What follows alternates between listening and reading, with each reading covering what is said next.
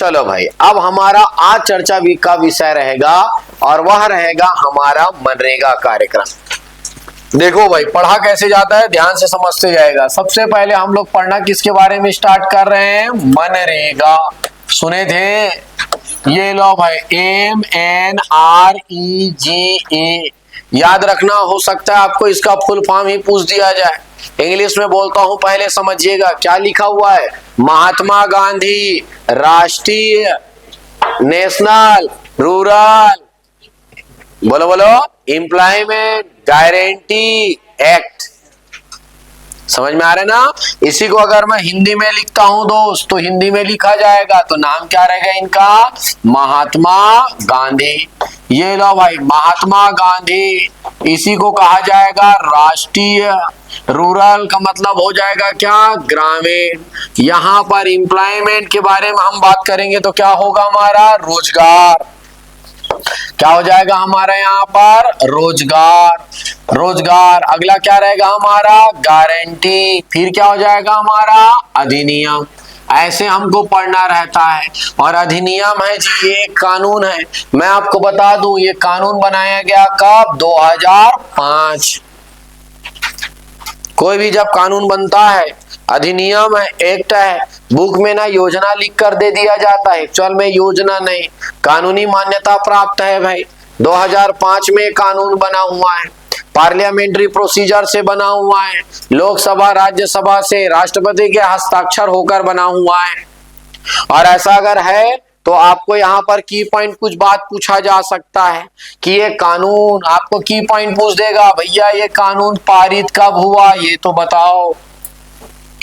आपसे पूछ देगा, भैया ये कानून पारित होने के साथ साथ आपको कानून पारित, इसको अधिनियमित कब किया गया, इनेक्ट कब किया गया, ये पूछ दिया जाएगा। आपको पूछ दिया जाएगा कानून भारत देश में लागू कब से है, इनके बारे में पूछ दिया जाएगा। तो अगर ऐसा अगर आपसे प्रश्न पूछता है वन लिनियर, आप इसका बिल्कुल आंसर देंगे भाई। और इसके अगर हम वन लिनियर आंसर के बारे में अगर हम बात करते हैं तो यहीं पर हम लोग छोटा सा चर्चा करें तो याद रखना 23 अगस्त को ये पारित हुआ है। कब? 23 अगस्त। ये लो भाई, 23 अगस्त 2005 को, जब उस समय भारत देश में यूपीए गवर्नमेंट, कांग्रेस का सरकार चल रहा था, तो उस समय 23 अगस्त 2005 को पारित किया गया। आपसे पूछा जाएगा इसको अधिनियमित कब किया गया, याद रखेंगे 7 सितंबर 2005। और भारत देश में अगर इनको लागू करने के बारे में बात किया जाए तो इनको लागू करने का काम किया गया है दोस्त, वेरी वेरी इंपॉर्टेंट, बहुत ज्यादा महत्वपूर्ण, 2 फरवरी 2006। कानून है 2005 का। कानून कब का है? 2005। पहली बार लागू कब हुआ? 2 फरवरी 2006। समझ में आ रहा है ना? लागू भारत देश में लागू हो गया। अच्छा, लागू करने के अगर मुद्दे पर अगर मैं, अच्छा इसमें एक चीज और मैं बता देता हूं। चलो भाई, ये लागू हो गया, इसमें बाद में ना, इसमें एक्चुअल में, अच्छा ये लागू वाला बात तो हो गया 2 फरवरी 2006। यहीं पर एक चर्चा और याद रखना है, लागू जो किया गया था ना, ये आंध्र प्रदेश राज्य से। कहां से? आंध्र प्रदेश। प्रारंभ होने के बारे में बात कर रहे हैं, आंध्र प्रदेश से प्रारंभ किया गया था। आंध्र प्रदेश में याद रखेंगे अनंतपुर जिला। आंध्र प्रदेश में कौन सा? अनंतपुर जिला। ये लो भाई, अनंतपुर जिला से। और यहाँ पर किस गांव में, क्योंकि गांव के बारे में अगर हम बात करेंगे, बांदावली गांव, बांदावाली गांव के बारे में। अच्छा चलो भाई, थोड़ा सा एक चीज मैं बताना भूल रहा हूँ। योजना का जब नाम पढ़ा जाता है ना, तो योजना के नाम पे बहुत कुछ छुपा रहता है। ये देखो भाई, इसके माध्यम से क्या है, अच्छा लिखा हुआ है राष्ट्रीय। राष्ट्रीय मतलब समझ में आ रहा होगा, ये केंद्र सरकार का कॉन्सेप्ट है, सही है।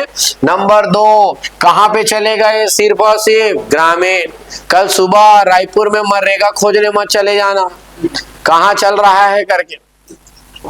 कहाँ चले गए? सिर्फ ग्रामीण। ग्रामीण क्षेत्रों में, ग्रामीण क्षेत्र के लोगों को क्या दिया जाता है? रोजगार। अच्छा, सिर्फ रोजगार नहीं देगा, रोजगार की क्या देता है ये? अगर वो रोजगार नहीं दे पाया ना, तो बिना काम दिए आपको पेमेंट देगा। सरकार की जिम्मेदारी, अगर वो बोला 100 दिन, कितना दिन? 100 दिन बोला है, मतलब 100 दिन का आपको रोजगार देकर ही रहेगा वो। वो गारंटी दे रहा है 1 वर्ष में 365 दिन में 100 दिन का रोजगार मिलेगा ही मिलेगा। आज ग्रामीण अर्थव्यवस्था को मत देखो, आज से 20 साल पहले 2005 चलो, 2005 में हमारे गांव में लोग काम करते हैं, उन लोग गांव में कहा जाता है मौसमी बेरोजगारी होता है। मौसमी मतलब समझते हो, एक मौसम भयंकर काम, दिन रात एक हो जाएगा। और अभी हमारे पूरे छत्तीसगढ़ के किसान बेरोजगार, कोई काम नहीं है, ये समस्या है भाई। तो सरकार कह रहा है भैया मैं इतने दिन का मिनिमम मैं दे दूंगा, 100 दिन का मैं दे दूंगा। और ग्रामीण बच्चे थोड़ा बहुत समझ रहे होंगे, गांव में मनरेगा कार्यक्रम चलता है, उसको देखें आप लोग। जब गांव के पूरे लोग, जैसे एक त्योहार का दिन है ना, सब काम करने जाते हैं, एक जगह बढ़िया इकट्ठा होते हैं, उनको तरह तरह के काम करवाए जाते हैं। सबसे जबरदस्त काम है गड्ढा खोदना। गड्ढा खोदना उनका काम है। 20 साल से एक ही जगह खोद रहे हैं उन लोग, फिर भी नहीं क्योंकि अच्छा कुछ भी हो जी, भले वो गड्ढा खोद रहे हैं, कुछ भी हो रहा है, लेकिन बोला गया है आप काम करोगे और आपको उसका पेमेंट देंगे। क्योंकि उद्देश्य गड्ढा खुदवाना नहीं है दोस्त, उद्देश्य काम करवाना नहीं है, उद्देश्य उसको एक मिनिमम अमाउंट साल में उनको देना है। फ्री में ना देकर उनको कुछ काम करवाओ। काम मशीनरी यूज नहीं होता। जहां मनरेगा कार्यक्रम चलता है ना, मैं क्या बोल रहा हूँ, मनरेगा अगर आप देखे होंगे तो मनरेगा में मशीन यूज नहीं होता है, लोगों को काम करना होता है। कभी उन लोग तालाब निर्माण करते हैं, कभी उन लोग नाली बनाने का काम करते हैं, कभी उन लोग सड़क बनाने का काम करते हैं। जो हमारा सरकारी भवन बनते रहता है, सरकारी भवन में ले जाकर उनको काम करवाया जाता है, 1 दिन का काम उनको अलॉट किया जाता है। वो बात अलग है कि हम उनको और प्रोडक्टिव बना सकते थे। वहां पर वो जो काम करवा रहे हैं उसको अगरबत्ती बनवा सकते थे, बोल सकते थे भैया दिन में आपको 100 पैकेट डिजाइन करना है, ठेका दे दो आप, जो भी उनका रेट है उनको बोल सकते हो आप भैया 400 आपको दोना पत्तल बनाना ही बनाना है आप मशीन के माध्यम। तो ऐसा प्रोडक्ट बनता है जिसको हम बाहर भी एक्सपोर्ट कर सकते थे। वो बात अलग है, वो काम हम नहीं ले पा रहे हैं अभी, क्योंकि हमारे हमको पता। अच्छा ये ना उन्हीं के लिए स्टार्ट किया गया जिनके अंदर स्किल नहीं है, नॉन स्किल्ड पर्सन के लिए एक्चुअल में, जिनके अंदर जो अकुशल है उनके लिए। तो ये ग्रामीण क्षेत्र के लोगों को एक मिनिमम कुछ दिनों की रोजगार की गारंटी देता है। और रियल में अब कम से कम देखो जी, 100 दिन सरकार दे दिया, अभी और बढ़ेंगे 200 पहुंच जाता है। 100 दिन सरकार दे दिया, फिर गांव में और काम आ जाते हैं, खेती किसानी का वक्त आ जाता है, वो मिल जाता है। आसपास कोई पोल्ट्री फार्म है, कोई फिशरीज का काम चल रहा है, वहां काम कर ले, कम से कम 100 दिन का गारंटी दे रहा है। ये काम होता है इनका, इनके माध्यम से काम क्या क्या करवाते हैं, हम इनके बारे में भी चर्चा करेंगे। तो ये रहा, और ये पहली बार इसका जो उद्घाटन हुआ था हमारे मनमोहन सिंह जी, सोनिया गांधी उस समय आंध्र प्रदेश के कहां पहुंचे, अनंतपुर जिला, और वहां उस जिले का कौन सा गांव, बांदा, वहां से इस पूरे प्रोग्राम को स्टार्ट करते हैं भारत देश में। हाँ बटन बहुत आएगा भाई, इतने लोगों को रोजगार और पैसे देने की बात करना छोटी मोटी बात नहीं है, इसलिए इसको 3 चरण में लागू किया जाता है भारत देश। कितने चरण, 3। एक साथ पूरे भारत देश में लागू नहीं होगा, 3 चरण में। अगर मैं बोल रहा हूं 3 चरण में अगर लागू होने की बात हो रही है तो ये लो भाई, यहां पर मैं बात करता हूं पहला चरण, ये लो भाई फर्स्ट फेज के बारे में बात करते हैं। यहाँ पर इसी के नीचे यहाँ पर हम पढ़ लेंगे दूसरा चरण के बारे में चर्चा करेंगे, और यहाँ पर हमारा अगला मुद्दा रहेगा किसके बारे में, तीसरा चरण। पहला चरण, दूसरा चरण, तीसरा चरण। पहला चरण में ऑलरेडी आप लोग को लिखवा चुका हूं। पहला चरण कब हुआ हमारा, 2 फरवरी, ये लो भाई 2 फरवरी को। 2 फरवरी कब की बात हो रही है, 2006। पहले चरण में पूरे भारत के याद रखेंगे आप, भारत के कितने जिले शामिल किए गए हमारे, 200 जिलों में, भारत देश के 200 जिलों में शामिल किया गया भाई। और भारत देश के अगर 200 जिले में शामिल किया गया है तो प्रश्न बनता है सर फिर छत्तीसगढ़ के कितने जिले शामिल किए गए थे, छत्तीसगढ़ के 11 जिले। कितने जिले पहले चरण में, छत्तीसगढ़ के, ये लो भाई यहां लिख दिया मैं, छत्तीसगढ़ के 11 जिले शामिल हुए। और आपसे भी पूछा जा सकता है जब यह योजना प्रारंभ हुआ तो आपने डायरेक्ट याद कर लिया छत्तीसगढ़ के कितने जिले, 11। तो छत्तीसगढ़ के कितने जिलों में यह योजना प्रारंभ नहीं हुआ था, कितने जिले में प्रारंभ नहीं हुआ था, कितने, कैसे 5 हुआ, समझ में आ रहा है ना? आपको थोड़ा दिमाग का यूज करना पड़ेगा, लॉजिक लगाना पड़ेगा। कभी ये मत सोचो जिस वे में आप पढ़े हुए हो उसी वे में क्वेश्चन बनता है। एट दैट टाइम आपको फिर पता होना चाहिए इन ईयर 2006 हमारे छत्तीसगढ़ राज्य में जिलों की संख्या कितनी थी? 16। याद आ रहा है? क्योंकि 2007 में 2 जिले बनते हैं, नारायणपुर और ये बात शायद तक इस क्लास में बैठे मैं हर स्टूडेंट को पढ़ा चुका हूं। सही बोल रहा हूं? कोई है क्या जिसको ये सब मुद्दे हम नहीं पढ़ाए हैं? मेरे ख्याल से सब चर्चा किए हैं।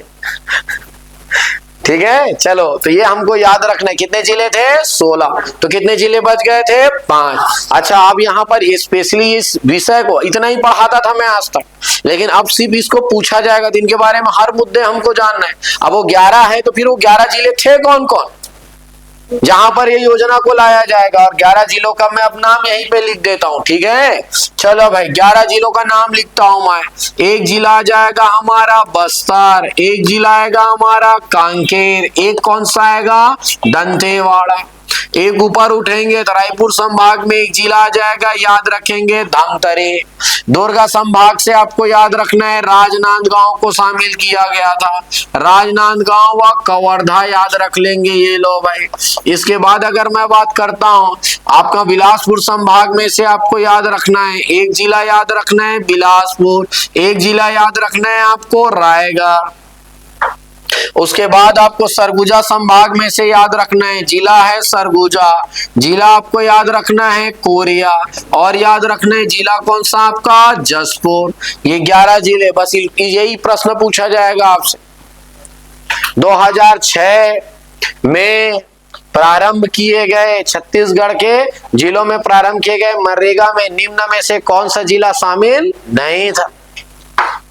तो उसको उत्तर देने के लिए 11 का नाम पता होना चाहिए, और ज्यादा अच्छा है मेरे ख्याल से वो जो नहीं था वो याद करो आप। हाँ, लेकिन आपको पता आपके ऑप्शन में बलरामपुर नहीं आना चाहिए, क्योंकि इस समय बलरामपुर बना ही नहीं था। बेमेतरा नहीं आना चाहिए, बालोद ऑप्शन में नहीं होना चाहिए, क्योंकि वो सब जिला बना ही नहीं है। आगे बढ़ू मैं तो ये है पूरे भारत देश में कितने जिले? 2। छत्तीसगढ़ से कितने जिले? 11। अगला मैं बात करता हूं, अगला वाला हमारा स्टार्ट हुआ है कौन से अगर हम बात करेंगे 1 अप्रैल 2007, अगले ही साल फिर से आपको याद रखना है इस दिन भारत के, यहां पर याद रखेंगे भारत के कितने जिले का नाम लिख दूं मैं यहाँ पे? 130 जिले। पूरे भारत देश के 130 जिले शामिल हुए, और अगर भारत के 130 जिले प्रश्न बनता है सर तो फिर छत्तीसगढ़ के कितने जिले? तो छत्तीसगढ़ के याद रखना 4 जिले को और ले लिया गया। टोटल 16 थे, 11 पहले ले लिए गए, 4 बाद में ले लिए गए, 15 हो गए, एक और बच गया। तो डेफिनेटली एक जो बच गया वो कब आएगा जी? 2008 अगले वाले में, तीसरे चरण में आएगा। अच्छा 4 है तो चलो भाई मैं 4 का नाम भी लिख देता हूं यहाँ पे। 4 में अब आ जाएगा आपका एक जिला आ जाएगा रायपुर आ जाएगा, एक जिला आ जाएगा आपका महासमुंद आ जाएगा, महासमुंद, एक जिला आ जाएगा आपका कोरबा आ जाएगा, एक जिला आ जाएगा आपका जांजगीर चांपा। ये 4। अगला हमारा है तीसरा चरण। तीसरे चरण के बारे में अगर मैं बात करता हूं तो फिर से 1 अप्रैल अगले ही साल 2008 की बात है ये, और भारत देश के बचे हुए समस्त जिलों में, ये लो भाई भारत के समस्त जिलों में याद रखना है, समस्त जिलों में, और समस्त जिलों भारत के जितने भी उस समय जिले रहेंगे। लेकिन अब हमारे छत्तीसगढ़ के फिर तीसरे चरण में कितने जिले आएंगे? 1, और पूरा हो जाएगा, फिर सब जगह लागू हो जाएगा। आज छत्तीसगढ़ के हर जिलों में है, छत्तीसगढ़ के एक जिले में, मतलब एक अन्य जिला है ना, एक मतलब एक कम करने वाला नहीं, एक कंप्लीट एक। और यहाँ पर याद रखेंगे वो जिला जो आखिरी में शामिल हुआ उसका नाम है दुर्ग। कौन सा जिला है? दुर्ग। और दुर्ग को आखिरी में शामिल करने के पीछे का कारण जी, क्योंकि ये ग्रामीण क्षेत्र में चलाया जा रहा है योजना है, ग्रामीण विकास की बात कर रहा है। और मैं आपको बता दूं, अगर आप लोग को अभी सेंसस नहीं पढ़ाया हो तो मैं बता दूं, छत्तीसगढ़ में सबसे ज्यादा नगरीय जनसंख्या दुर्ग जिले में है। अगर नगरीय जनसंख्या ज्यादा है इसका मतलब वहां पर ग्रामीण जनसंख्या कम है। तो ये योजना कहां पर लाया गया? ग्रामीण, जहां जहां ग्रामीण जनसंख्या ज्यादा था वहां से पहले उनको पहले महत्व दिया गया है। तो 3 फेस में ये पूरे भारत देश एग्जीक्यूट किया जाता है। 3 फेस आपको याद रखना है, ये सब डेट याद रखना है, कब ये पारित हुआ, कब ये अधिनियमित हुआ, भारत देश में कब ये लागू हुआ। और याद रखना, शुरुआत में जब ये चालू हुआ ना, ये योजना जब स्टार्ट हुआ तो ये इस नाम से नहीं था जी, बाद में इसका नाम में परिवर्तन हुआ है, नाम में परिवर्तन। और इनके नाम में परिवर्तन के बारे में हम अगर बात करें तो याद रखेंगे, ये हुआ है 2 अक्टूबर 2009। तो ध्यान से सुनो, पहले इसका नाम क्या था? इनका नाम पहले था नरेगा। क्या नाम था इनका? एम नहीं था जी, ये वाला पार्ट हमारा नहीं था। ये वाला अगर हम पार्ट करें, एम नहीं था, ये सिर्फ नरेगा था, नेशनल रूरल एम्प्लॉयमेंट कहा जाएगा। बाद में उनके साथ महात्मा गांधी जोड़ा गया। उस समय कांग्रेस का सरकार था, इसलिए महात्मा गांधी जोड़े। अगर आज नाम बदलने का रहता, नरेंद्र मोदी नहीं रहता रे, अपना नाम नहीं रहता, दीनदयाल उपाध्याय, समझ में आ रहा है? आज अगर रहता तो उस नाम से रहता, ऐसे रखे जाते हैं नाम, तो खैर उस नाम से रखा गया 2 अक्टूबर 2009। अच्छा, अच्छी बात बताऊं आप लोग को, बढ़िया एकदम 5 साल है और 5 अलग अलग कार्यक्रम हुआ। देखो ध्यान से आप, ठीक है, ध्यान से सुनते जाओ। 5 साल आपको याद रखना है। कैसे 5 साल? नंबर 1, कानून कब बना? 2005। कानून कौन सा वर्ष है? 2005। लागू कब हुआ? 2006, पहला चरण। दूसरा चरण 2007। तीसरा चरण 2000।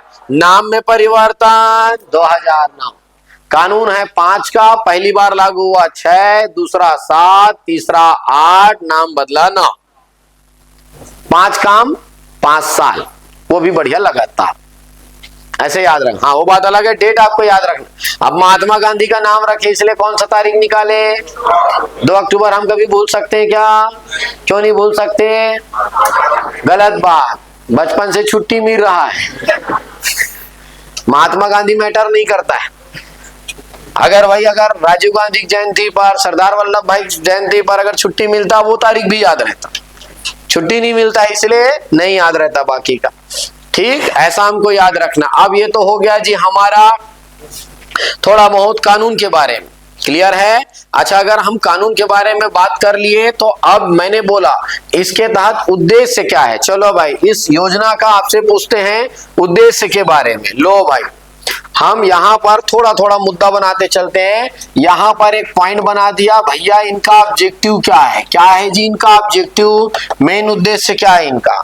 नंबर 1, ग्रामीण क्षेत्र में क्या है? न्यूनतम दिनों का रोजगार उपलब्ध कराना, या ग्रामीण क्षेत्र में रोजगार उपलब्ध कराना। ये लो भाई, ग्रामीण क्षेत्र में रोजगार उपलब्ध कराना, रोजगार उपलब्ध कराना, क्लियर है? नंबर 1 बात। अच्छा, रोजगार उपलब्ध कराएगा तो डेफिनेटली इसके माध्यम से क्या होगा? ग्रामीण विकास। क्या होगा इसके माध्यम से? ग्रामीण विकास, रूरल डेवलपमेंट होगा इनके माध्यम से। लोगों के जेब में पैसे जाएंगे जी, थोड़े बहुत पैसे जाएंगे, कहीं ना कहीं वो अपने बच्चे को पढ़ाने का प्रयास करेगा, स्वास्थ्य सेवाओं का, घर में कोई बीमार पड़ गया तो कम से कम हॉस्पिटल ले जाने का प्रयास करेगा। घर में अगर पैसे रहेंगे तो अच्छा खाना खाने की कोशिश करेगा, तो कुपोषण से दूरी होगा, घर बनाने का प्रयास करेगा, घर में लाइट की व्यवस्था करेगा। तो आप सिर्फ पैसा दे नहीं रहे हो, पैसे के माध्यम से वहां पर एक डेवलपमेंट लाते रहते हो आप। तो ये इनका उद्देश्य रहता है, रोजगार उपलब्ध कराता है, नंबर 1 चीज। नंबर 2, अगर आपसे बोला जाए कि सर इसकी पात्रता क्या है? पात्रता भाई, किसको रोजगार उपलब्ध कराया जाएगा? क्या हम लोग भी कल सुबह से चले जाएं क्या? मनरेगा में हमको काम मिल जाएगा क्या? तो मेरे कहने का मतलब है पात्रता। नंबर 1, आपका जो मूल निवासी है वो ग्रामीण क्षेत्र का होना चाहिए। जो हमारा आधार कार्ड है, जहां पे हम मूल निवास प्रमाण पत्र है, वह कहां पर? रूरल एरिया से होना चाहिए, अर्बन में नहीं, क्योंकि इंसान 2 ही जगह रहता है जी, या तो आप अर्बन एरिया से बिलोंग करते हो या तो रूरल। नंबर 1, ग्रामीण निवासी हो। ये लो भाई, ग्रामीण निवासी हो, नंबर 1 बात। नंबर 2 बात, बीपीएल कार्ड धारी हो। क्या है ये हमारा, याद रखेंगे क्या है ये, बीपीएल कार्ड धारी होना चाहिए। ये लो भाई बीपीएल कार्ड धारी। और तीसरे नंबर में अगर हम यहाँ पे चर्चा करते हैं इसके माध्यम से, तो याद रखेंगे किसी रोजगार में नियोजित ना हो, किसी रोजगार में ना हो, ऐसे वो सरकारी रोजगार के बारे में बात कर रहा है। ये है भाई उनकी पात्रता के बारे में। ठीक, अगला हमारा इसी में हम बात करेंगे उनके रोजगार दिवस के बारे में। अगला है भाई सरकार उनको क्या रोजगार देने के बारे में बात कर रहा है। ये लोग उनके रोजगार दिवस के बारे में बात करते हैं। अब अगर रोजगार दिवस के बारे में अगर हम बात कर रहे हैं ना, तो यहाँ पर पहला हमारा चर्चा का विषय रहेगा, लो भाई यहाँ पर अब ये रोजगार जो दे रहा है वो भारत सरकार द्वारा अलग प्लान है, और यहाँ पर स्टेट गवर्नमेंट का, राज्य सरकार उसी में अपना कुछ योगदान और जोड़ देता है। ये लो भाई भारत सरकार का अलग है, राज्य सरकार का अलग है। और मैं बोल रहा हूं अगर अलग है, अच्छा इसमें भी और अलग अलग कॉन्सेप्ट है। यहाँ पर जो भारत पूरा देश है अलग अलग बटा हुआ है। नंबर 1 होता है सामान्य क्षेत्र कहा जाता है। अगर सामान्य क्षेत्र के साथ साथ हो सकता है ऐसे क्षेत्र के बारे में हम बात कर रहे हैं जो क्षेत्र उस साल सूखा प्रभावित है। भाई सूखा प्रभावित हो गया है, बारिश नहीं हुआ है, सूखा प्रभावित नहीं हुआ है, तो पता चला कोई आपदा प्रभावित हो गया है, बाढ़ आ गया है, भूकंप आ गया है, तो सूखा के साथ साथ यदि वो क्षेत्र क्या है हमारा, आपदा प्रभावित होगा। ये लो भाई। अच्छा साथ ही साथ याद रखना ऐसे क्षेत्रों में रोजगार देने के बारे में बात चल रहा है जहां पर वनाधिकार पट्टा धारक है। ये लो भाई वनाधिकार पट्टा धारक। अच्छा वनाधिकार पट्टा धारक के बारे में अगर मैं बात करता हूं तो ध्यान से सुनिएगा इनके बारे में, इनका मतलब क्या होता है। जैसे कि हमारा छत्तीसगढ़ एक ट्राइबल पॉपुलेशन है जी, ट्राइबल पॉपुलेशन ज्यादा है, जंगलों के बीच में वो रहते हैं। आप तो बिल्कुल आप बहुत बच्चे ट्राइब्स अभी पढ़े हुए हो। उन लोगों को क्या किया जाता है, उनके पास तो जंगल है, खेत खलियान नहीं है, तो जीवन यापन के लिए उन लोग जंगलों में जाकर लघु वनोपज इकट्ठा करते। अच्छा जंगलों में जाना तो बैन होता है दोस्त, क्योंकि जंगल तो रिजर्व एरिया होता है।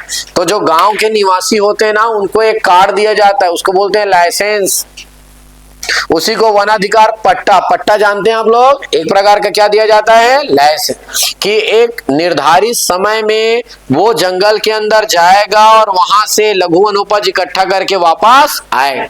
आपको और मेरे को उस जंगल में जाने की अनुमति नहीं है, लेकिन जिनके पास वन अधिकार कार्ड होता है ना उनको जंगल में जाने की अनुमति होती है। तो अलग अलग क्लासिफिकेशन है। सामान्य क्षेत्र जैसे रायपुर जिले के आसपास के जो गांव हैं वो क्या कहलाएगा, सामान्य। अच्छा सूखा प्रभावित क्षेत्र कोई फिक्स है क्या जी, नहीं, हर साल चेंज होगा। जहां बारिश नहीं हो पाया या ज्यादा बारिश हो गया, प्राकृतिक आपदा पता नहीं किस रूप में आया, ज्यादा बारिश हो गया, आपने सुना होगा कभी उड़ीसा बिहार ज्यादा बारिश से प्रभावित हो जाता है। तो मेरे कहने का मतलब अगर इस प्रकार से अगर कोई प्रभावित होता है तो अब ध्यान से समझिएगा। अगर मैं बोलता हूं किनके बारे में बात कर रहा हूं, मैं सामान्य क्षेत्र में बात कर रहा हूं, तो सामान्य क्षेत्र में भारत सरकार बोलता है प्रति वर्ष मैं कम से कम कितने दिन का रोजगार दूंगा, 100 दिन। कितने दिन का बोल रहा है, 100 दिन। सूखा प्रभावित क्षेत्र में वो क्या बोल रहा है, मैं कितने दिन का दूंगा, 150 दिन। क्या बोल रहा है वो, 150 दिन। अच्छा 150 बोल रहा है, इसका मतलब समझ में आ रहा है वो कितने दिन एक्स्ट्रा बोल रहा है, वो सूखा प्रभावित क्षेत्रों में 50 दिन का एक्स्ट्रा देगा, क्योंकि सूखा है जी, इसका मतलब वहां गांव में रहने वाले लोगों के पास उस साल वहां रोजगार नहीं मिला होगा, तो वहां के लोगों को ज्यादा जरूरत है, तो वहां पर 50। अच्छा याद रखना, प्रश्न ध्यान से पढ़ना, सूखा प्रभावित क्षेत्रों में प्रति वर्ष कितने दिनों का रोजगार दिवस सृजित किया जाता है, 150। आपसे पूछ दिया जाएगा कितने अतिरिक्त दिनों का रोजगार सृजन किया जाता है, दोनों में अंतर समझ में आया। प्रश्न ध्यान से पढ़ना है, मनरेगा और सूखा प्रभावित सुनकर गदगद नहीं हो जाना है। हम प्रश्न पढ़ने में गलती करते हैं, सीधा 150 याद आता है, ढंग से पढ़ना, कहीं वो एक्स्ट्रा को तो नहीं पूछ रहा है, टोटल अलग है और एक्स्ट्रा अलग है।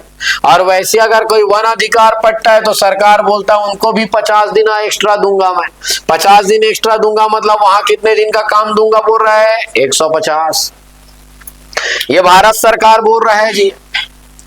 आप जब भी कोई योजना चलता है, जैसे मान लो जाए 100 दिन का रोजगार दे रहा है, मान लो जाए एक दिन का रोजगार का चार्ज मैं बताता हूं जी 243 रुपए है। एक व्यक्ति काम करने गया मनरेगा में और एक दिन जो काम दिया गया वो काम किया तो उसको कितने रुपए का उनको वेतन दिया जाएगा, उनको मजदूरी दर कितना रहेगा 243। अच्छा 243 रुपए सिर्फ एक भारत सरकार नहीं देता है दोस्त, क्योंकि योजना हमारे राज्य में चल रहा है। यहां रहने वाला व्यक्ति राज्य सरकार का भी तो आदमी है, तो जितना भी पैसा लगता है ना उसका 60% सेंट्रल गवर्नमेंट वहन करता है। मतलब 243 का 60% कौन देगा, केंद्र, और 40% कौन देगा, पैसे का बंटवारा होता है। अब हमारा छत्तीसगढ़ सरकार एक कदम आगे बढ़ाया और बोला मैं 50 दिन का और एक्स्ट्रा दूंगा बोलता है। हमारे यहाँ छत्तीसगढ़ की बात, दूसरे राज्य में कितना बोला है या नहीं बोला है हमको नहीं पता। हमारा वाला क्या बोला, 50 दिन का, और इसका मतलब जानते हो क्या होगा, ये 50 दिन का और देगा, मतलब उस व्यक्ति को 50 दिन का 243 के हिसाब से जो रेट बनेगा, जो मजदूरी दर बनेगा, उसको स्टेट गवर्नमेंट अकेले वहन करेगा। भाई सेंट्रल तो मैं 100 दिन बोला ना, तुम जबरदस्ती उसमें कूद रहे हो, तुम और 365 दे दो, मेरे क्या है, तुम जितना घोषणा कर दो, मेरे कुछ से मतलब नहीं। मैं अपने बंटवारे का सिर्फ किसमें हिस्सा बांटूंगा, 100 में। 50 का पैसा पूरा कौन देता है, स्टेट गवर्नमेंट। आपने डिक्लेयर किया था, आप जानो। बात समझ में आया कि नहीं आया, ऐसे हमको याद रखना है। 100 दिन और क्या हो गया ये 50। तो टोटल छत्तीसगढ़ में रहने वाले लोगों को कितने दिन का मिलना जरूरी है, सॉरी कितना मिलना जरूरी है, 150। ये लो भाई, यहां रहने वाले को कम से कम 150 दिन का मिलना जरूरी है, मिलेगा ही मिलेगा। ठीक, उनको मतलब नहीं पैसा कौन दे रहा है,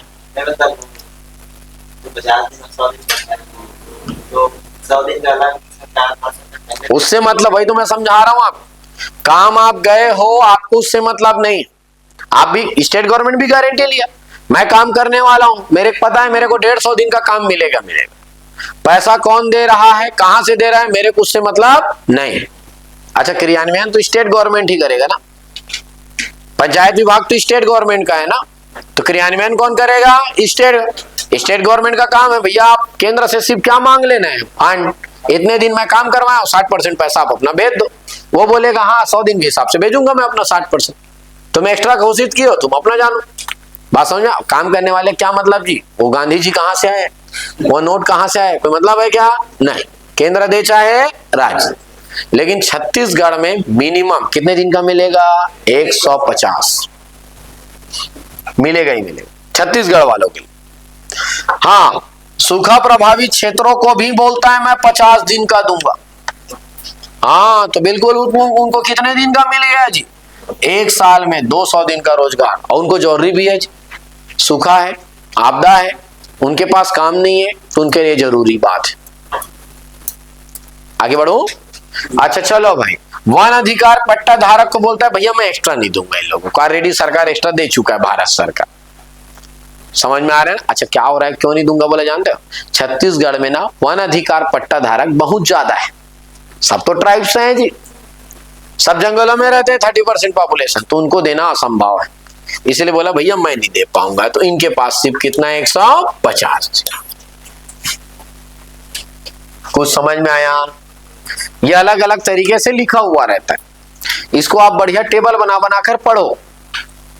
रोजगार दिवस का मीनिंग समझ में आया, आपका पेपर 7 पार्ट 1 में यही सेम सिलेबस, यही 2 नंबर 4 नंबर में मनरेगा कार्यक्रम लिखने आ जाता है, तो सेम चीज वहां पे काम आएगा। प्री में व्यापम में डायरेक्ट क्वेश्चन आता है कि मनरेगा का दूसरा चरण कब प्रारंभ हुआ, मनरेगा के दूसरे चरण में छत्तीसगढ़ के कितने जिले शामिल हुए, ये प्री का ही पार्ट, वहां पे भी ये योजना। लेकिन आज मैं बहुत ज्यादा डिटेल में पढ़ा रहा हूँ योजनाओं, इतने डिटेल से वहां नहीं पढ़ाता, वहां अभी तक कई मनरेगा जैसे योजना खत्म हो गया था इतने देर में, यहाँ एक क्लास में एक तो खत्म नहीं हो रहा है, क्योंकि ज्यादा डिटेल में पढ़ना पड़ता है। क्लियर है। यहाँ पर इनका अब हमारा चर्चा का विषय रहेगा इनके मजदूरी दिवस के बारे में, मजदूरी दर, ये लो भाई, किसके बारे में बात करेंगे हम लोग? मजदूरी दर के बारे में। अगर मजदूरी दर के बारे में बात करता हूं ना दोस्त, 2 ईयर के बारे में बात करता हूं यहाँ पे 2023-24, और यहाँ पे लिख देता हूं मैं 2024-25। 2023-24 में अगर मैं बात करूं ना, तो इनका जो मजदूरी दर था, जो इनको मजदूरी दिया जा रहा था, वह था 221 रुपए प्रति दिवस के आधार पर। प्रति दिवस एक दिन का एक व्यक्ति को कितने रुपए दिया जाता था? 221। अच्छा, ज्यादा काम नहीं रहता ना, मैं बता दूं, जहां तक मैं देखा हुआ हूं 2 घंटे में राइट हो जाता है काम मैक्सिमम। सुबह गए 2 घंटे में राइट, और कॉमन काम है गड्ढा खोदना। पिछले साल भी खोदे, इस साल भी खोदना है। 20 साल से एक ही जगह गड्ढा खोदा जा रहा है। अच्छा, नहीं मिलता ना तो किसी के खेत को भी खोद देते हैं उन लोग, खोदना ही है।